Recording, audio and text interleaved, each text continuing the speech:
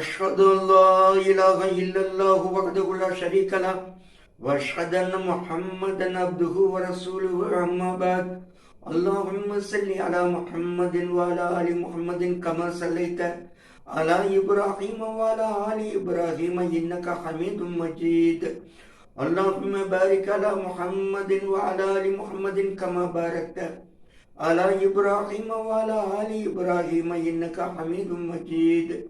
அஸ்ஸலாமு அலைக்கும் வரஹ்மத்துல்லாஹி வபரகாத்துஹு. முஸ்லிம்கள் மதினாவை நோக்கி ஹிஜ்ரா செய்த அந்த காலகட்டத்தில் மதினாவில் வசித்தவர்கள் எத்தனை பிரிவினர்களாக இருந்தாங்க, அவர்களுடைய நிலைமைகள் எப்படி இருந்தன என்பதை போன்ற தகவல்களை கடந்த வாரம் நாம் சுருக்கமாக பார்த்தோம். இன்ஷா அல்லாஹ் இன்றைக்கு ஒரு புதிய இஸ்லாமிய சமூகத்தை உருவாக்க நபி ஸல்லல்லாஹு அலைஹி வஸல்லம் அவர்கள் செய்த தயாரிப்புகள் என்ன என்பதை பற்றிய தகவல்களை நாம் சுருக்கமாக பார்க்கலாம்.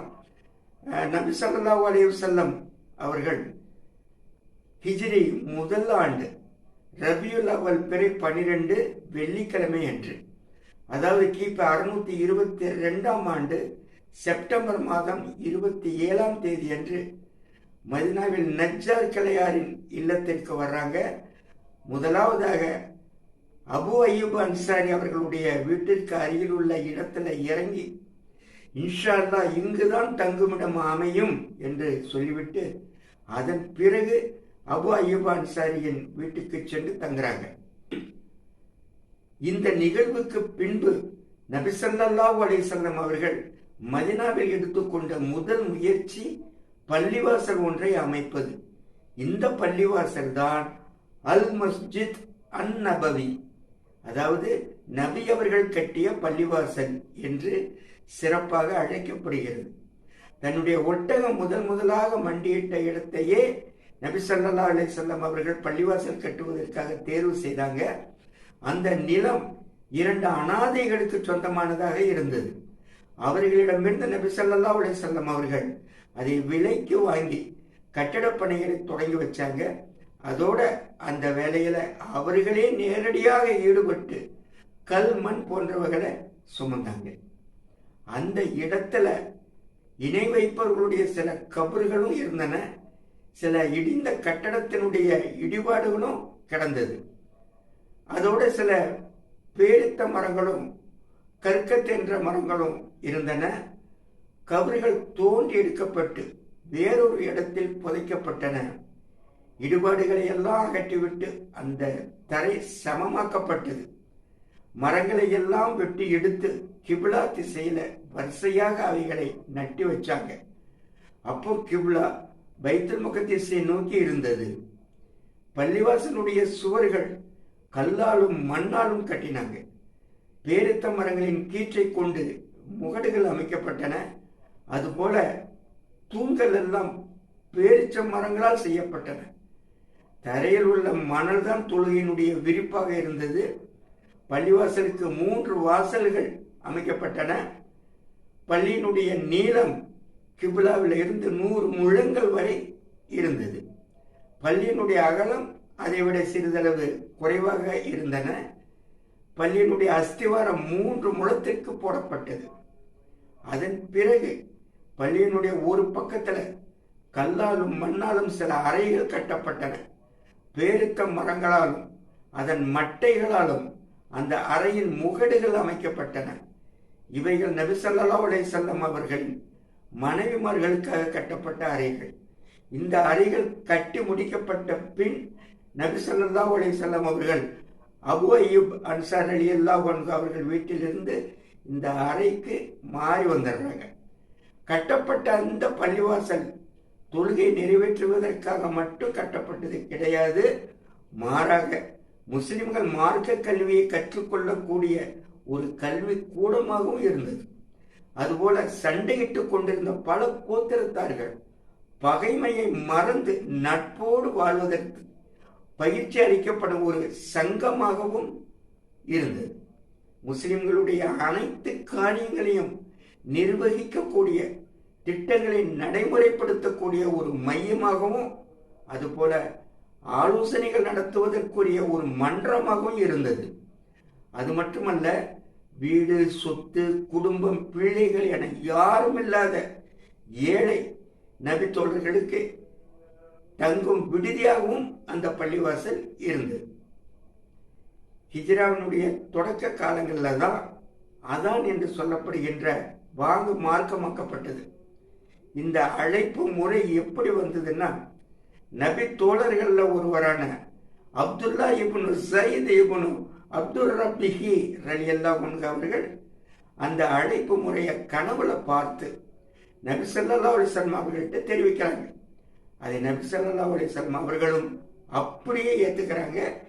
இதே கனவை உமர் ரலியல்லாஹு அன்ஹு அவர்களும் கண்டதாக வரலாற்றில் பதிவு செய்யப்பட்டிருக்கிறது. இறை வழிபாட்டோட ஒற்றுமை மற்றும் அன்பை பகிர்ந்து கொள்ளக்கூடிய மையமாக இந்த பள்ளிவாசலை கட்டி முடிச்ச உடனே நபி ஸல்லல்லாஹு அலைஹி வஸல்லம் அவர்கள் ஆச்சரியப்படக்கூடிய மற்றொரு பணியையும் செய்கிறாங்க. அதுதான் நாடு துறந்து வந்த முஹாஜிர்களையும் மதீனாவில் உள்ள அன்சாரிகளையும் சகோதரர்களாக ஆக்கக்கூடிய பணி.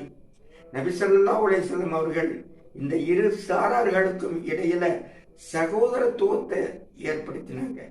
அப்படி சகோதரர்களாக ஆக்கப்பட்டவங்க மொத்தம் 90 நபர்கள். அதுல பாதி முஹாஜிர்கள், மீதி பாதி அன்சாரிகள். இவர்களில் ஒருவர் மற்றவருடன் நட்பு கொள்ள வேண்டும், அன்பு காட்ட வேண்டும். ஒருவர் மரணித்து விட்டார், அவருடைய இரத்த உறவினர்களை விட இவரே அவருடைய சொத்துக்களுக்கு வாரிசாக இருப்பார் அப்படின்னு சகோதரத்துவ ஒப்பந்தம் செய்யப்படுகிறது. ஆனால் பத்ர் யுத்தம் முடிந்த பின்பு அல்லாஹ் சூரா அல் அன்பார் 8வது அத்தியாயம் 75வது வசனத்தை இறக்குகிறான். இனி அல்லாஹ்வுடைய வேத கட்டளைப்படி உங்கள் உறவினர்களில் உள்ளவர்களே ஒருவர் மற்றவருக்கு ஏற்றமானவர் ஆவார்கள். நிச்சயமாக அல்லாஹ் அனைத்தையும் நன்கு அறிந்தவனாக இருக்கின்றான். அல்லாஹ்வுடைய இந்த வசனம் இறங்கிய பிறகு உடன்பிறவா சகோதர சொத்துரிமை சட்டம் ரத்து செய்யப்பட்டு சகோதரத்துவ உடன்படிக்கை மட்டும் நிரந்தரமாக்கப்பட்டது. நபி ஸல்லல்லாஹு அலைஹி வஸல்லம் அவர்கள் அறிமுகப்படுத்திய இந்த சகோதரத்துவத்தின் அடிப்படை நோக்கம் என்னவென்றால், அறியாமை கால இனவெறியை ஒழிக்கணும். நிறம், குலம், இனம் இந்த மாதிரியான ஏற்றத்தாழ்வுகள், பாகுபாடுகள் எல்லாமே குழி தோண்டி புதைக்கப்படணும். இஸ்லாமிய அடிப்படையாக வைத்துதான் நட்போ பகையோ ஏற்பட வேண்டும் அப்படிங்கிறது தான் நபி ஸல்லல்லாஹு அலைஹி வஸல்லம் அவர்களுடைய நோக்கமாக இருந்தது. இவங்க எந்த அளவுக்கு ஒருவருக்கொருவர் விட்டு கொடுத்து அன்பு செலுத்தினாங்க என்பதற்கு உதாரணமாக ஒரு நிகழ்வு.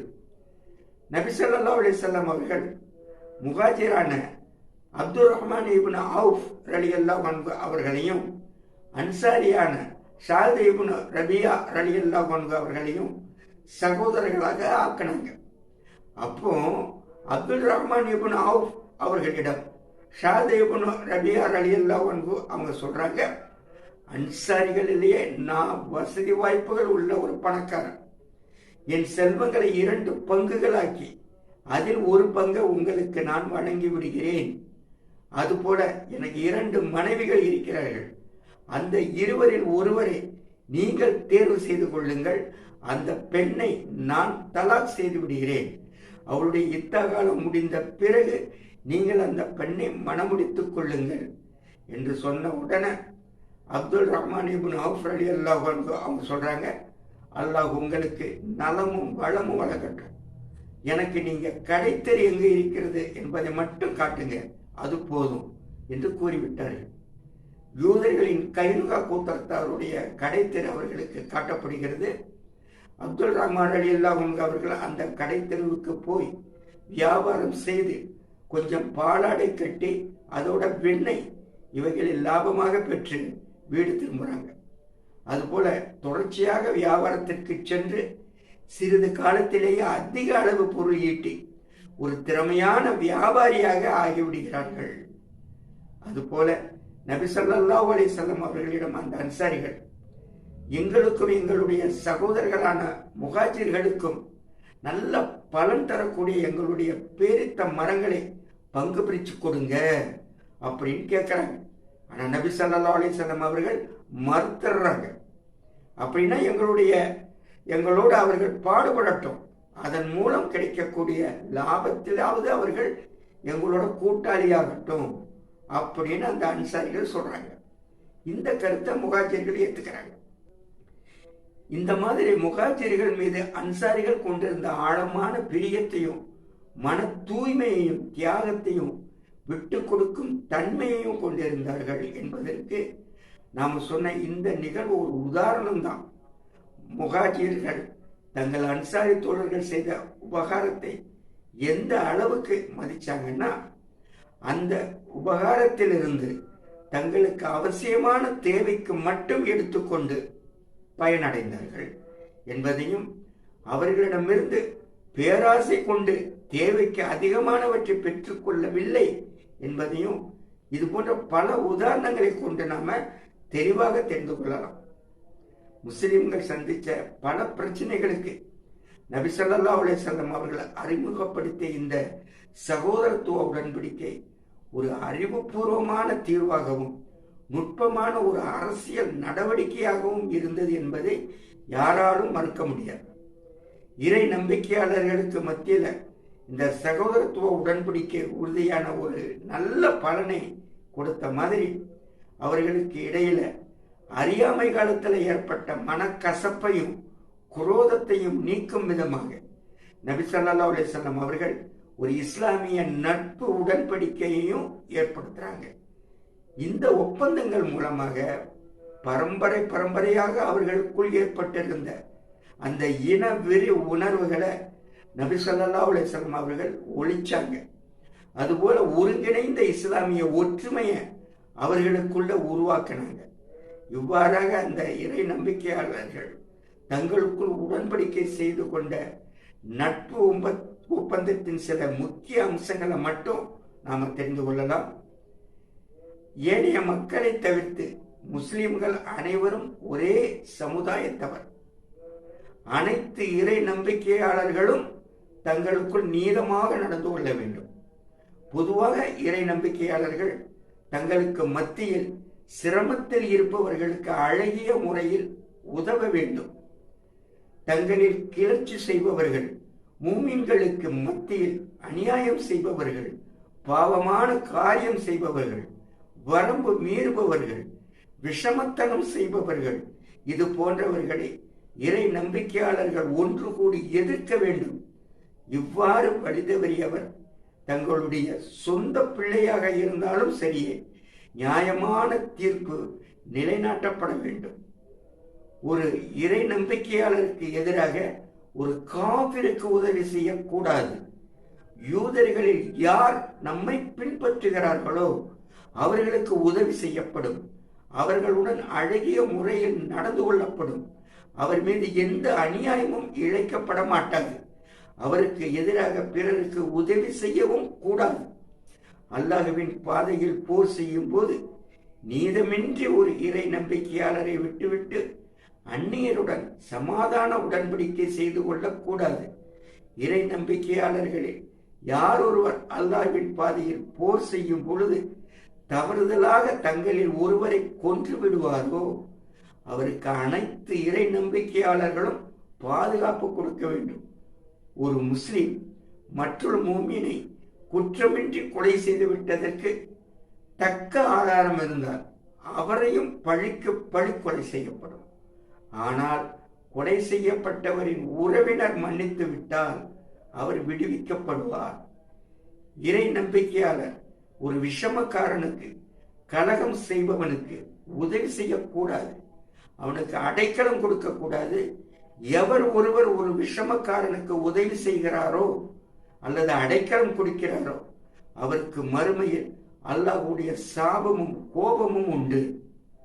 நமக்குள் ஏதாவது ஒரு விஷயத்தில் கருத்து வேறுபாடு ஏற்பட்டால் அதை அல்லாஹ்விடமும் அவனது தூதரிடமும் இறுதி தீர்ப்புக்காக விட்டுவிட வேண்டும். இந்த நட்பு ஒப்பந்தத்தின் மூலமாக நபி ஸல்லல்லாஹு அலைஹி வஸல்லம் அவர்கள் இறை நம்பிக்கையாளர்களுக்கு இடையே ஒருங்கிணைந்த இஸ்லாமிய ஒற்றுமையையும் ஒருமைப்பாட்டையும் உருவாக்கினாங்க. நுட்பமான சட்டங்கள் அடங்கிய இது போன்ற ஒப்பந்தங்கள் மூலமாக நபி ஸல்லல்லாஹு அலைஹி வஸல்லம் அவர்கள் புதிய இஸ்லாமிய சமுதாயத்தினுடைய அஸ்திவாரங்களை உறுதியாக அமைச்சாங்க.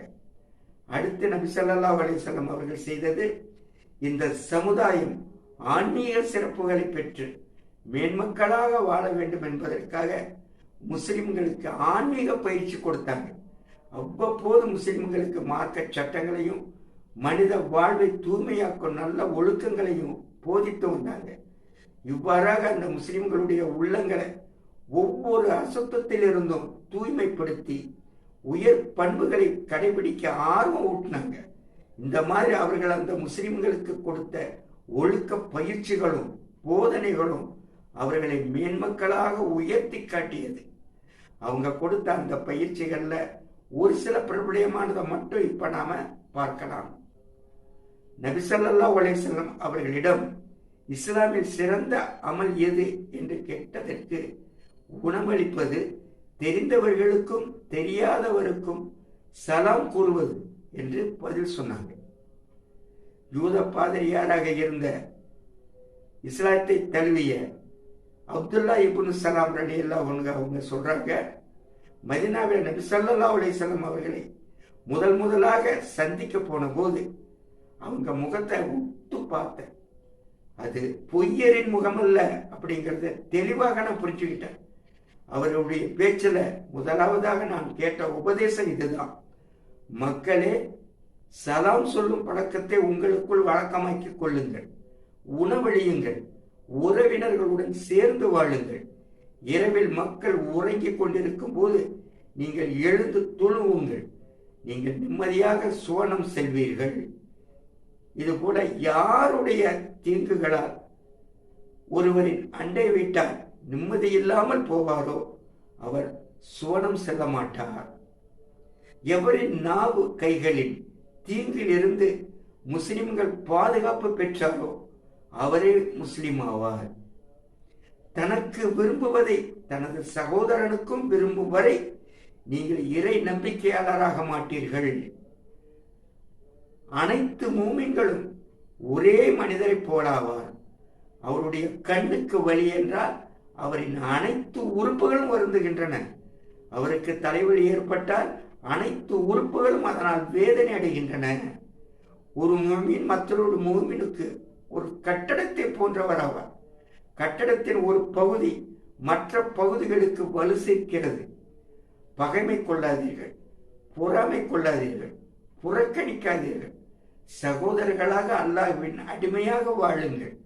ஒரு முஸ்லிம் தனது சகோதரரை 3 நாட்களுக்கு மேல் வெறுத்து ஒதுக்கிட வேண்டாம். ஒரு முஸ்லிம் மற்றொரு முஸ்லிமுக்கு சகோதரர் ஆவார். யார் ஒருவர் ஒரு முஸ்லிமின் கஷ்டத்தை அகற்றுகிறாரோ அவருக்கு அல்லாஹ் மறுமையின் கஷ்டங்களில் இருந்து ஒரு கஷ்டத்தை அகற்றுகிறான். யார் ஒருவர் முஸ்லிமின் குறையை மறைப்பாரோ அல்லாஹ் அவருடைய குறையை மறுமையில் மறைத்து விடுவான். பூமியில் உள்ளவர்கள் மீது கருணை காட்டுங்கள், வானத்தில் உள்ளவன் உங்கள் மீது கருணை காட்டுவான். தனது அருகில் உள்ள அண்டை வீட்டார் பசியோடு இருக்க வயிறு நிரம்ப சாப்பிடுபவர் மூமினாக இருக்க மாட்டார். இறை நம்பிக்கையாளரை ஏசுவது பெரும் பாவமாகும். அவரிடம் சண்டையிடுவது இறை நிராகரிப்பாகும். பாதையில் இடையூறு தருவதை அகற்றுவது தர்மம். அது இறை நம்பிக்கையின் ஒரு பகுதியாகும். தர்மம் பாவங்களை அழித்து விடுகிறது, தண்ணீர் நெருப்பை அழிப்பது போல. எந்த ஒரு முஸ்லிம் ஆடையின்றி இருக்கும் மற்றொரு முஸ்லிமுக்கு ஆடை அணிவிப்பாரோ அல்லாஹ் அவருக்கு சொர்க்கத்தின் பச்சை பட்டாடைகளில் இருந்து ஓர் ஆடையை அணிவிப்பான். எந்த ஒரு முஸ்லிம் பசியுடன் இருக்கும் மற்றொரு முஸ்லிமுக்கு உணவளிப்பாரோ அவருக்கு அல்லாஹ் மறுமையில் சொர்க்கத்தின் கனிகளில் இருந்து உணவளிப்பான். எந்த ஒரு முஸ்லிம் தாகத்துடன் இருக்கும் மற்றொரு முஸ்லிமுக்கு நீர் புகட்டுவாரோ அல்லாஹ் அவருக்கு மறுமையில் முத்திரையிடப்பட்ட சுவன மதுவை குடிக்க வைப்பான். ஒரு பேரித்தம்பழத்தின் ஒரு பகுதியை தர்மம் செய்தாவது நரகத்தை விட்டு உங்களை பாதுகாத்துக் கொள்ளுங்கள். அதுவும் உங்களுக்கு கிடைக்கவில்லை என்றால் நல்ல வார்த்தைகளை பேசுவதன் மூலமாவது நரகத்திலிருந்து உங்களை பாதுகாத்துக் கொள்ளுங்கள். அதுபோல பிறரிடம் கையேந்துவதிலிருந்தும் யாசகம் கேட்பதிலிருந்தும் தன்னை பாதுகாத்துக் கொள்ள வேண்டும் என்று ஒவ்வொருவருக்கும் ஆர்வம் ஊட்டினாங்க. அதோட பொறுமையின் சிறப்புகள், போதுமென்ற மனப்பான்மையின் சிறப்புகள், இவைகளை பற்றி தங்களுடைய தோழர்களுக்கு அதிக அளவு அறிவுரை சொன்னாங்க. அதுபோல நிர்பந்தமின்றி யாசகம் கேட்பவர் நாளை மறுமையில் எழுப்பப்படும் பொழுது முகம் சிதைந்தவராக இருப்பார் அப்படின்னு எச்சரிக்கையும் செய்தாங்க. இந்த மாதிரி வெளிரங்கமான அனைத்து சிறப்புகளையும் பண்புகளையும் நல்ல ஒழுக்கங்களை எடுத்து சொல்லி பயிற்சி கொடுத்ததனால அனைத்து உள்ளங்களும் அவர்களை நேசித்தன. நபி ஸல்லல்லாஹு அலைஹி வஸல்லம் அவர்கள் எந்த ஒரு வார்த்தையை பேசினாலும் அதற்கு அவர்களுடைய தோழர்கள் முழுமையாக பணிந்தார்கள். இதன் மூலமாகவே வரலாறு காணாத மிக சிறந்த ஒரு நேர்த்திமிக்க புதிய சமூகத்தை நபி ஸல்லல்லாஹு அலைஹி வஸல்லம் அவர்களால் மதீனாவில் உருவாக்க முடிந்தது. அதோட பல காலங்களாக வழிகேட்டிலும் அறியாமை என்ற இருள்களிலும் சிக்கி தவித்து தீர்வு தெரியாமல் திகைச்சுகிட்டு இருந்த சமூகத்தின் அனைத்து விஷயங்களுக்கும் நபி ஸல்லல்லாஹு அலைஹி வஸல்லம் அவர்கள் தீர்வு கண்டார்கள். இப்போ இரண்டாவது கட்டமாக முஸ்லிம் அல்லாதவர்களுடன் நம்முடைய சமூக தொடர்பு எப்படி இருக்கணும் அப்படிங்கிறத முறைப்படுத்த ஆரம்பிச்சாங்க. அதற்கு காரணம் முழு மனித சமுதாயமும் நிம்மதி, பாதுகாப்பு, நல் உறவுகள் போன்றவைகள் கிடைக்கப்பெறணும். அதனால மக்களை ஒருமைப்பாட்டுக்கு கீழே கொண்டு வரணும் அப்படிங்கிறது தான் நபி ஸல்லல்லாஹு அலைஹி வஸல்லம் அவர்களுடைய நோக்கமாக இருந்தது. அதனால தான் சுய நோக்கங்களும் இன வெறியும் நிரம்பியிருந்த அந்த காலத்துல எங்கும் காணப்படாத மன்னித்தல், பெருந்தன்மையோடு நடந்து கொள்ளுதல், விட்டு கொடுத்தல் ஆகியவற்றை அடிப்படையாக கொண்ட சட்டங்களை நபி ஸல்லல்லாஹு அலைஹி வஸல்லம் அவர்கள் உருவாக்குனாங்க. இப்போ மதீனாவுக்கு பக்கத்துல யூதர்கள் தான் முஸ்லிம் அல்லாதவர்களாக இருந்தாங்க.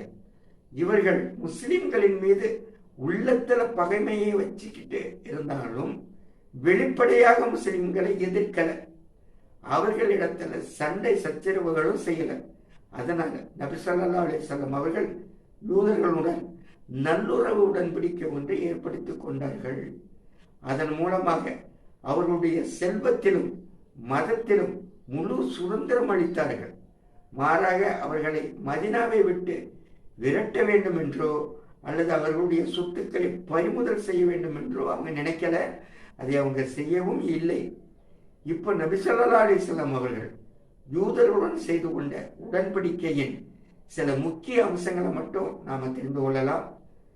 யூதர்கள் தங்களுடைய செலவுகளுக்கு தாங்களே பொறுப்பாளி ஆவார்கள். அவ்வாறு முஸ்லிம்களும் அவர்களுடைய செலவுகளுக்கு அவர்களே பொறுப்பாளி ஆவார்கள். இந்த உடன்படிக்கை செய்து கொண்டவர்களிடம் யார் போர் தொடுத்தாலும் அவருக்கு எதிராக முஸ்லிம்களும் யூதர்களும் தங்களுக்குள் ஒருவர் மற்றவருக்கு உதவி செய்து கொள்ள வேண்டும். யூதர்களுக்கும் முஸ்லிம்களுக்கும் இடையிலான தொடர்பு நலம் நாடுதல், ஒருவருக்கு ஒருவர் நல்ல உபதேசம் செய்தல், உபகாரம் செய்தல் என்ற அடிப்படையில் அமைந்திருக்க வேண்டும். குற்றம் புரிவதில் துணை போகக்கூடாது. தனது நண்பரின் குற்றத்திற்காக மற்றவர் குற்றவாளியாக மாட்டார். அநீதி இழைக்கப்பட்டவர்களுக்கு உதவி செய்ய வேண்டும். பிறருக்கு எதிரான போரில் முஸ்லிம்களுடன் யூதர்கள் கலந்து கொள்ளும் பொழுது யூதர்களும் போர் செலவுகளில் பங்கெடுக்க வேண்டும். இந்த உடன்படிக்கையில் கலந்து கொள்பவர்கள் மதீனாவில் குழப்பம் விளைவிப்பதோ, விஷமத்தனம் செய்வதோ, இரத்தம் ஓட்டுவதோ முற்றிலும் தடுக்கப்பட்டதாகும். இந்த உடன்படிக்கையில் கலந்து கொண்டவர்களுக்கு மத்தியில் ஆபத்தான சண்டை சச்சரவுகள் ஏதும் ஏற்பட்டால் அதற்குரிய முடிவை அல்லாஹ்வும் அவனது தூதர் முகமது ஸல்லல்லாஹு அலைஹி வஸல்லம் அவர்களுமே கூறுவார்கள்.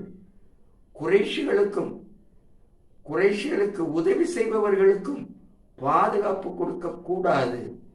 யாராவது மதீனா மீது முற்றுகையிட்டு விட்டால் அவர்களுக்கு எதிராக அனைவரும் போர் புரிய வேண்டும்.